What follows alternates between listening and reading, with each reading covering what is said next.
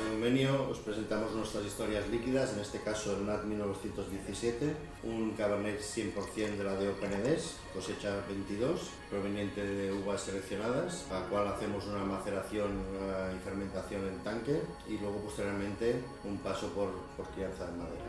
Un color con capa intensa, de color rojo, con ribetes azulados. Cuando ponemos en nariz predomina sobre todo esta fruta negra y una parte de regaliz y una parte balsámica y tostados provenientes de su paso por madera.